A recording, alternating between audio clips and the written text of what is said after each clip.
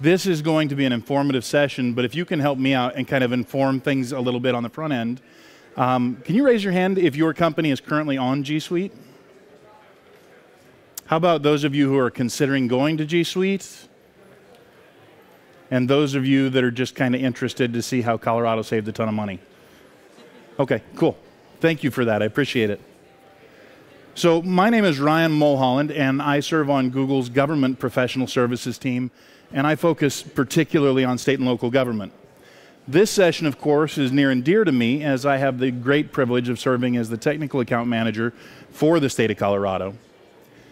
Rather than listen to a Googler talk about how wonderful Google products are, I think the majority of you are in this room today to learn about how Colorado has been so successful leveraging G Suite to the benefit of themselves and their citizens.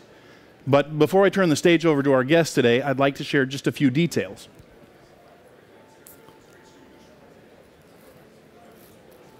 Wrong button.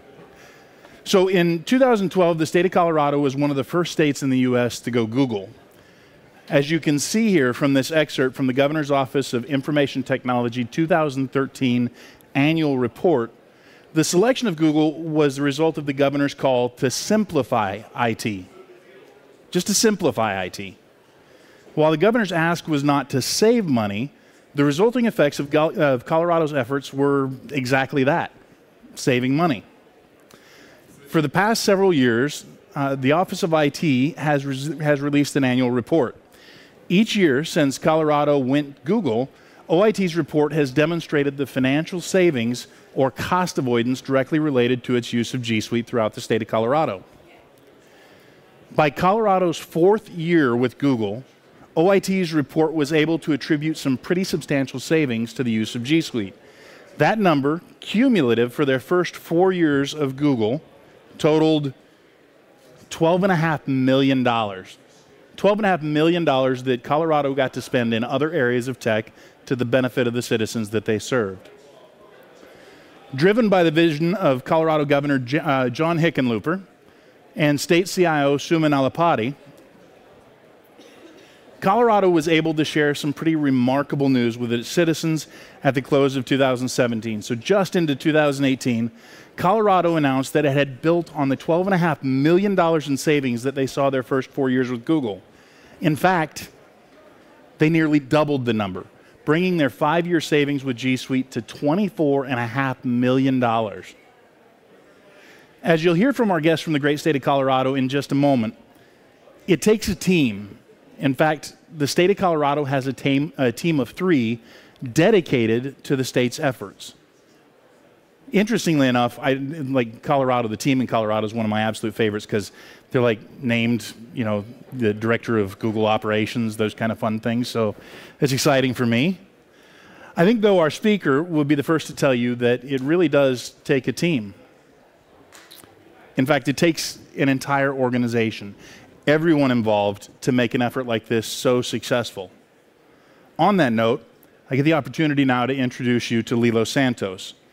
Lilo is a longtime member of the team at Colorado OIT supporting the state's G Suite and greater Google Cloud efforts.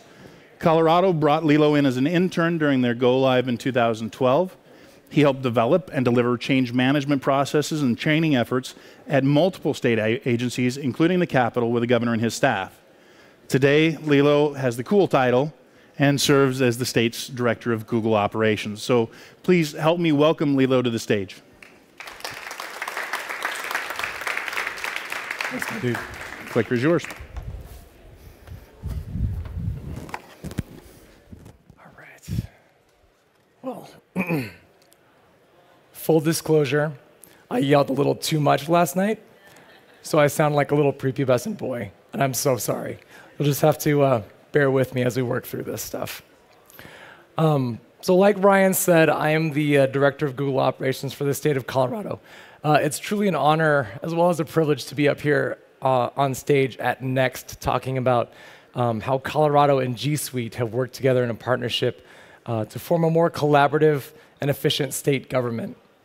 But to understand that, I need to discuss 3 aspects. 1, where we've been, where we are currently, and where we're going in the future. All right, so let's talk about government for just a minute. I'm sure all of you have worked with the government in some way, shape, or form in your adult lives. Government, unfortunately, has the unfortunate stigma of being laden with red tape, tons of paperwork, long lines, and unnecessary spending. However, it does not have to be that way. As a government employee and as a citizen, I can vouch for the fact that there are a number of opportunities to improve.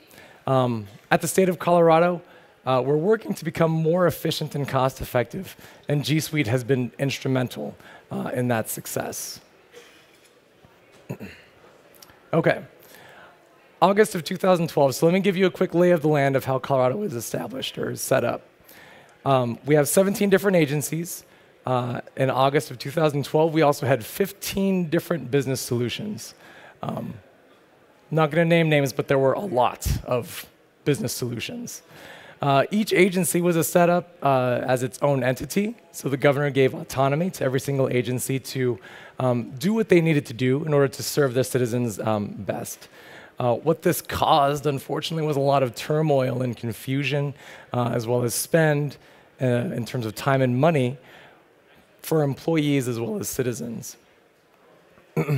Like Ryan said, in August of 2012, the state chose to go Google. We were the second state to deploy, and the governor wanted us to go Google simply to simplify everything. So many of you folks know that have deployed things or have made changes that change management is a four-letter word. Am I right? Nothing scares people more than when you say, all right, things are going to change a little bit. Riots happen at that point. So the state opted for something called a Big Bang deployment. Essentially, I'll talk over some of the details of what that did and how that entailed. But the Big Bang deployment really helped drive some of that change management at the state. I think it was called the Big Bang deployment because rip the Band-Aid off and kick people over the ledge didn't sound so good on marketing materials.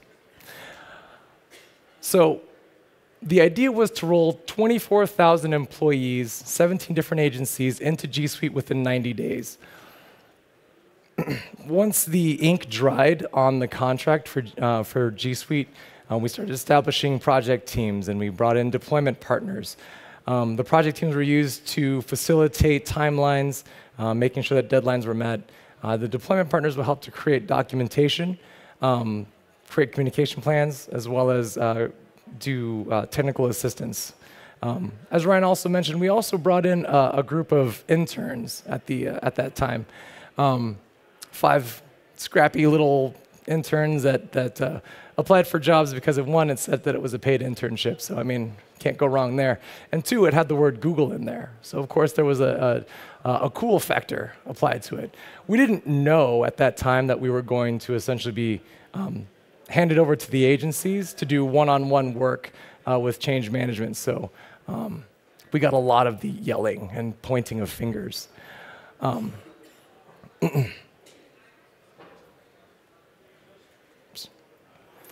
Okay, what does a Big Bang deployment look like?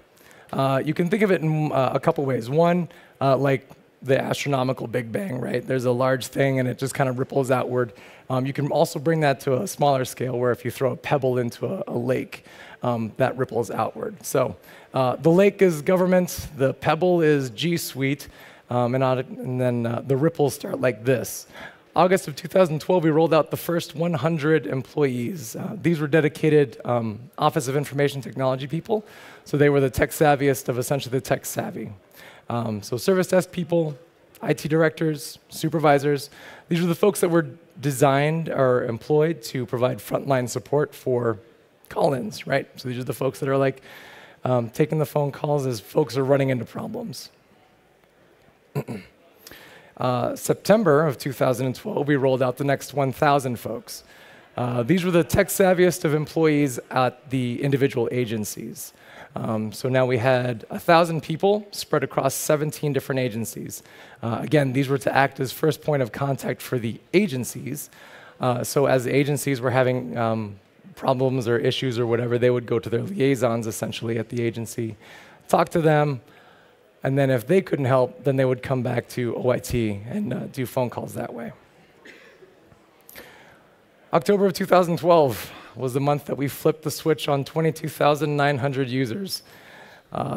To say that there was wailing and gnashing of teeth would be a bit of an understatement, but that's okay. We moved everyone's cheese at this point by disabling dual delivery. So we had email flowing in from 2 different points up until this particular day. This is where the whole ripping off of the Band-Aid metaphor I mentioned earlier really came into play.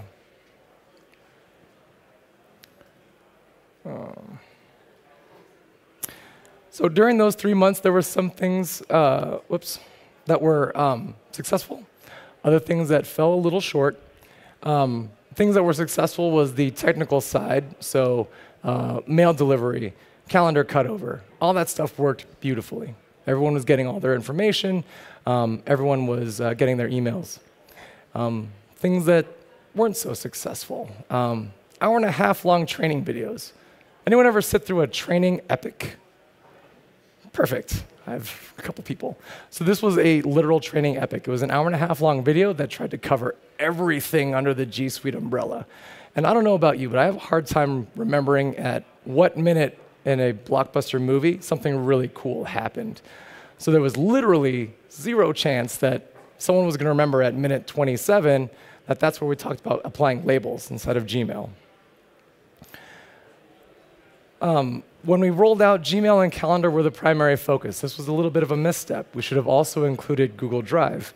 Google Drive was kind of a weird catalyst for us where folks really started to get into Google once we said, hey, you can collaborate in real time.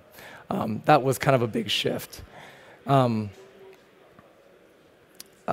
then ensuring technical functionality, like I said, that cutover was great, and that worked really well. Okay, the next 6 months after that exposed slightly different challenges. So everything was working, mail was flowing, like I said, calendar was great. From a technical standpoint, everything was beautiful. What we started to see at this point was parity issues, interface issues, UX and UI questions. Literally questions of, where's my importance marker? Folks that are on G Suite now that made that change, have you heard that one? Where's my exclamation point? Where's my reply to icon? How do I know if I've replied to someone if I don't have an icon there? It's called conversation view, by the way. It's a great thing. What was really kind of a bummer about this was that it was the top-level executives that were asking these questions. It wasn't even so much the user base. It wasn't the knowledge workers. It was C-level staff, director-level staff, agency heads that were asking these questions. This resulted in 1,200 open tickets during that 6-month time frame. 600 of them, so that's 50%, were top priority. 200 of them were complete showstoppers and required Google intervention. So by this time, Google had done their deployment. They had left. We were left to our own devices. We had to call them back and say, save us, help, please. In April of 2013, that was when my team was formulated. We had a different leader at that point, and we were simply tasked with saving it. The situation had gotten so bad that day-to-day functionality was being crippled by the fact that folks didn't know where things lived anymore, that buttons were in different places. Excuse me. We boiled this down to a level of knowledge, right? It wasn't that Gmail wasn't working. It wasn't that Calendar wasn't working. It was the fact that people didn't know where the Compose button lived. It was that suddenly their folders inside of email now became labels, and they didn't know how that worked.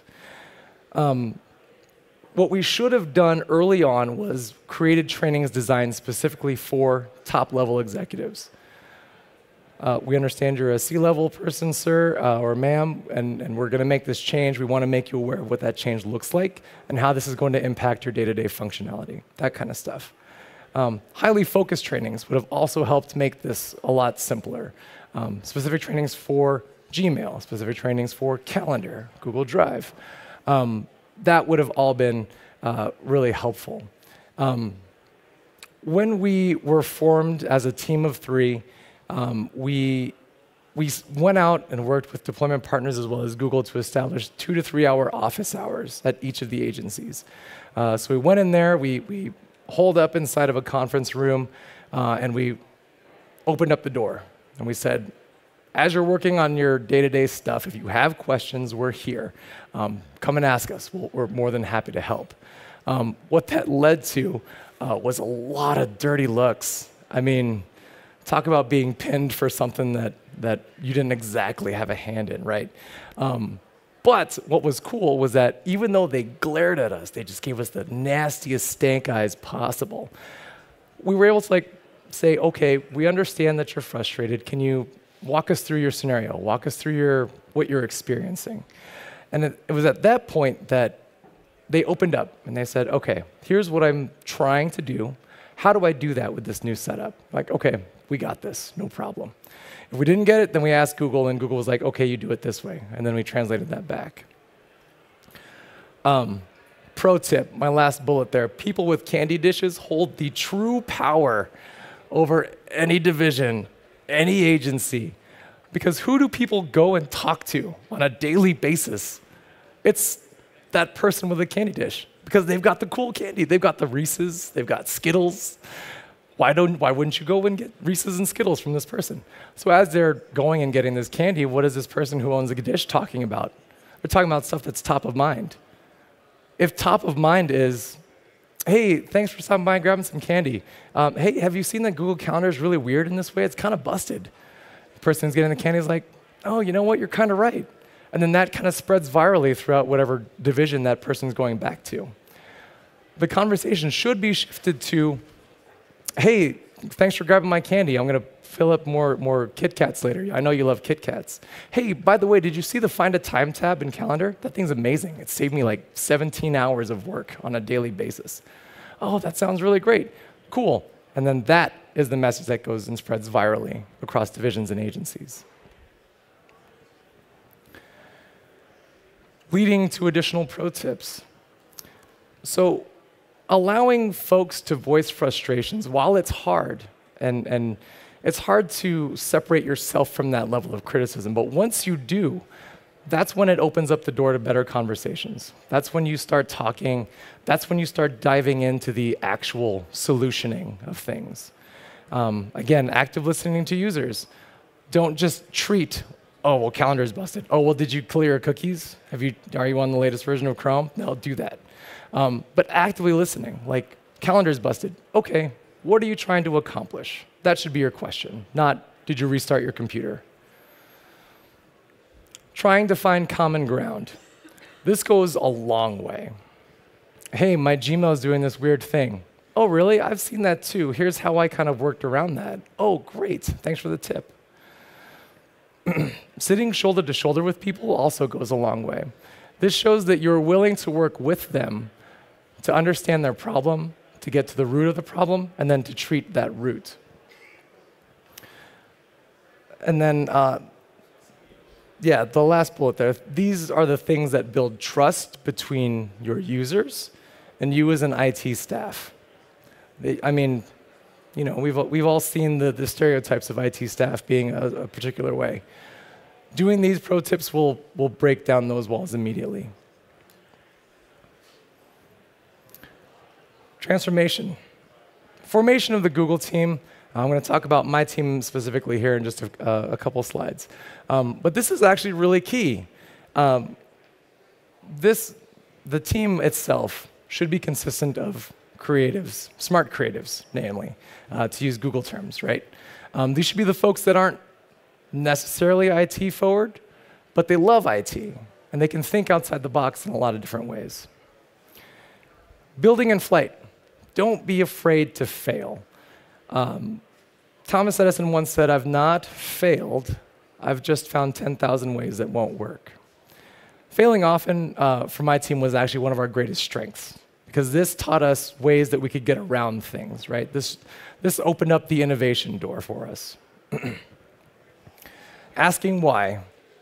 Resting on laurels results in outdated processes. One of my triggering statements that I hear at work is, well, that's how it's always been. So doesn't that mean you should change it? That should be something new. Like, this doesn't mean this is the best it can get. Asking why exposes those roots, those things that are ripe for change. Okay. Squatting up, essentially Avengers assemble. So the three lovely people, namely, not me, I'm just there for show.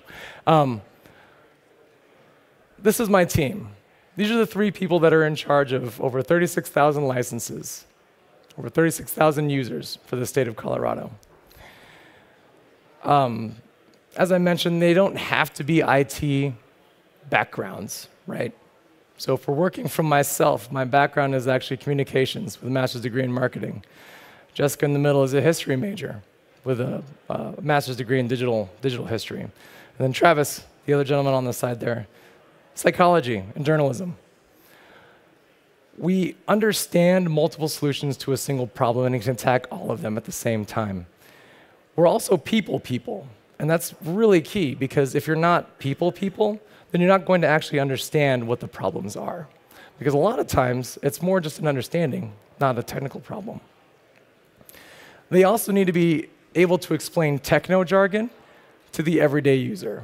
Nothing is more frustrating to an everyday user than having someone talk about the TLS handshake between your Gmail and the email client. They're going to say, well, what's a TLS thing? Isn't that the report in Office Space? Is there a cover sheet for that?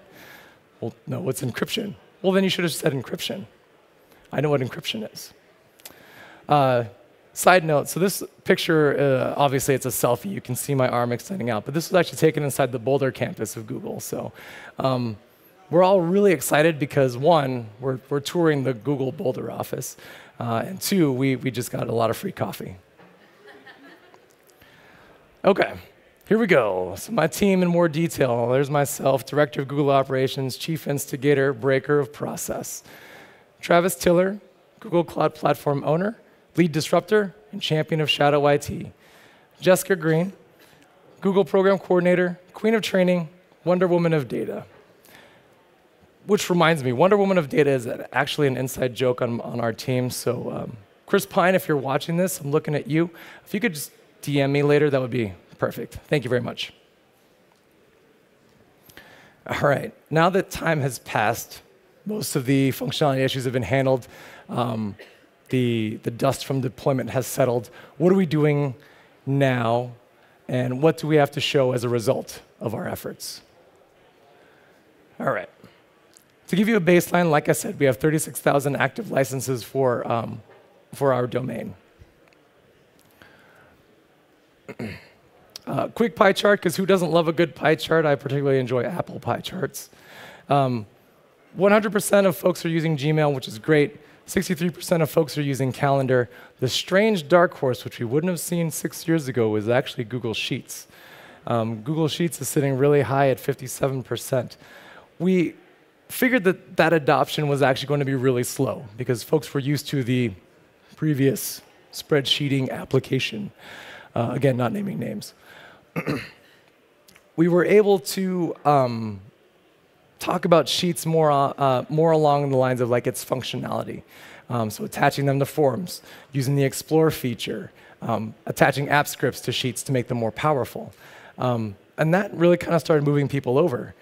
The thing that was actually most exciting was when macros were released, like recording macros in spreadsheets. Like you could just see all the wheels spinning. Use machine learning to expose relevant visualizations and a heap of data? Please, I can record macros now. We're good here. And then chatting using Hangouts is the third largest one. It helps government employees to bridge the gaps when they're in transit, right? So email to chat, to chat conversations really help bridge that gap. Anecdotally, it also helped bridge the gap between the late 20th century and the early 21st century. Continuing on, 27 million documents. That's what we currently have in storage just inside of Google Drive. This is everything from native Google documents to non-native Google documents, PDFs, JPEGs, PNGs, MP3s, MP4s, all of Wonder Woman, the movie, all of the Wonder Woman soundtrack, all stored inside of Google Drive. So at 27 million documents, that equated to about 184 terabytes of data. Using our costing model internally, that would have equated to about a $518,000 per year cost for agencies. Now they don't have to pay that because they're paying a single license cost under G Suite. Along with dollars saved, we've also been able to save state employees time.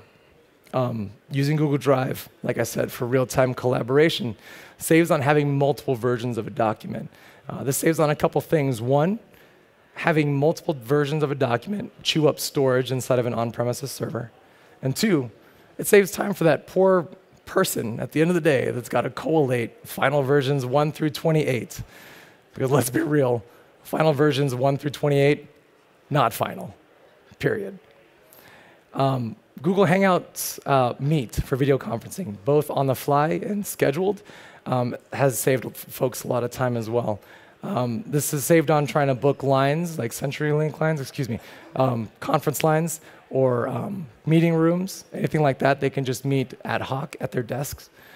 And then it also prevents the awkward emailing back and forth of, hey, does Wednesday work? No, Wednesday doesn't work. How about Thursday? Cool, Thursday's open. What time? 1 o'clock? Sure.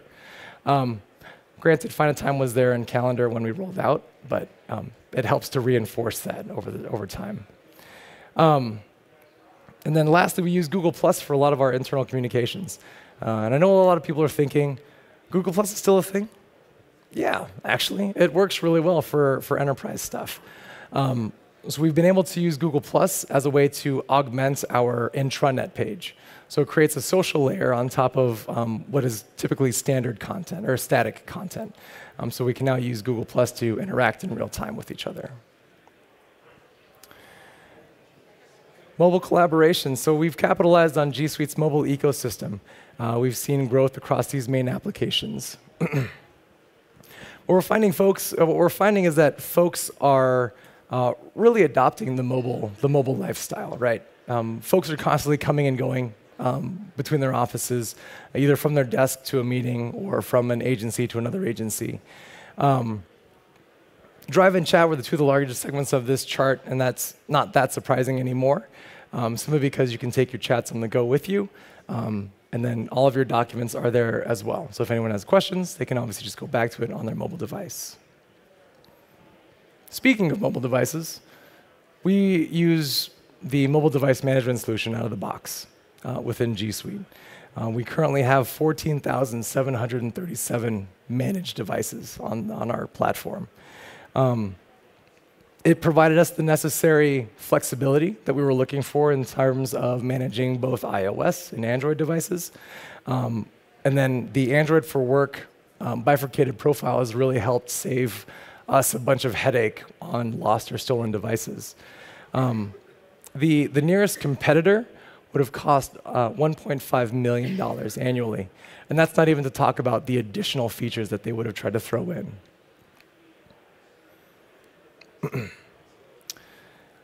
Additionally, regarding security, so we used Google's two-step verification out of the box as well, creating a highly secure business application.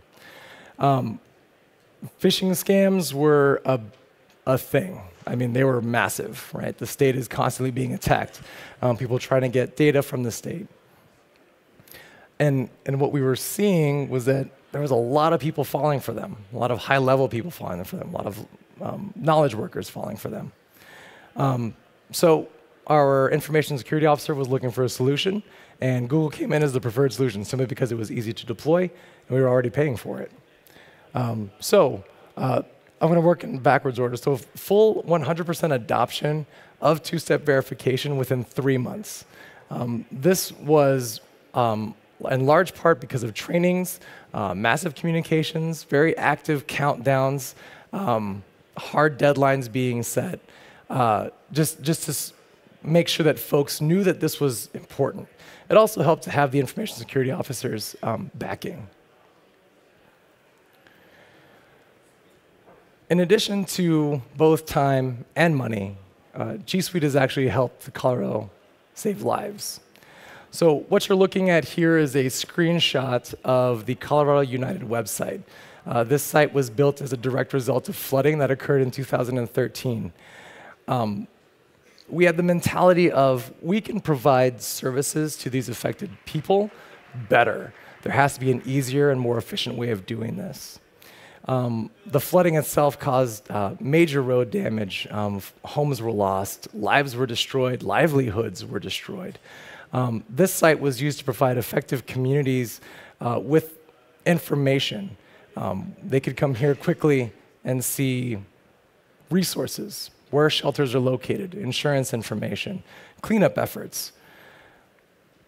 The great part with this is we went to an RFP for something like this as the floods were happening. The company that we went to said, yeah, we can build that for you. It's going to be about $250K. That's going to be site hosting, domain name, content management, graphic design. And we came back and we said, well, we've got Google Sites. Can you do anything with that? And they said, yeah, we can work with that. We'll do graphics for you for $2,500. How's that? Done. Let's do this. In addition to the site that was built, we also created an interactive map using Google Maps and App Engine.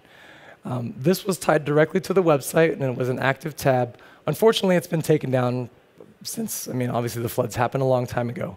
But what this map provided was real-time, detailed information on road closures, shelter location, additional resources.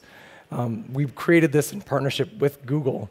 And then as a benefit or a side added little feature, Google also created specialized information cards that would pop up at the top of the search results. Anytime someone would go and do a search for things like Boulder, Colorado, Lyons, Colorado, Colorado flooding, it would bring up an informational card at the top, providing high-level information quickly for those folks, so they wouldn't have to dig into the additional links. All of this was done at no additional cost to us or the state. Okay. Like I mentioned before, we were able to leverage Google Sites for site builds. With that information in mind, we were able to avoid spending on a lot of site builds, actually. In 2015 alone, we were able to save $2.1 million. This is just on site creation. So these are things like externally facing sites, intranet pages, internal collaboration websites, literally anything and everything that we could throw on sites, we did. Document repositories, you named it, it was out there. So, the number you've all been waiting for. After almost 6 years of being on G Suite, we've seen substantial savings. The wide array of solutions that G Suite offers out of the box significantly helped us avoid a ton of costs and help bolster functionality. This came to a total cost savings for the last 6 years of $32.5 million. That's staggering, at least for me. I don't know. Okay, where we're going. So now that we've talked about everything that's happened in the past, what are we looking forward to doing now? Our next targets are obviously Google Cloud Platforms. This is the big new thing that we want to try and tackle. Currently, we've got 40 applications in all stages of development inside of Cloud Platform. These are things like X-ray machine assessments for hospitals, for our Health and Environment Agency.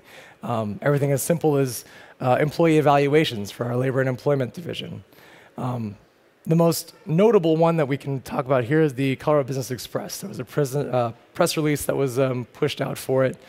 It was built on Google Cloud Platform, and it's the quickest way to get a business registered in the state of Colorado. We currently have 10 applications in all stages of development with an app maker. Anyone here have app maker enabled? Okay, a handful. So we were able to use app maker, and we put out an application, or we took a paper process and turned it into an app maker application. This is our funding request for HR stuff. I can't remember the word. Essentially, we took this long, outdated paper process that required multiple signatures, turned it into an automated process with a nice, clean user front end. They fill out the form, and then it goes to all the places that it needs to go, provides the necessary administration for both the fiscal side and the person who requested it. Continuous learning. After a large-scale, domain-wide training session that we ran a few months ago, we found that people wanted more trainings and more on-demand trainings on a regular basis. So we're still working on getting the details of that hammered out, but we now offer on-demand, like as requested trainings. So folks can come to my team, say, hey, we want training on Drive. So we'll go and meet with those folks, get exactly what they want to learn, and then figure out a training model from that. One additional and very critical step that was overlooked early on was the use of follow-up surveys. So I mean, we had trainings, we would do ad hoc stuff, but the surveys never happened. So follow-up surveys were really good and beneficial now. So our on-demand training videos are actually on techu.state.co.us, which is publicly available. You can all go there right now if you'd like.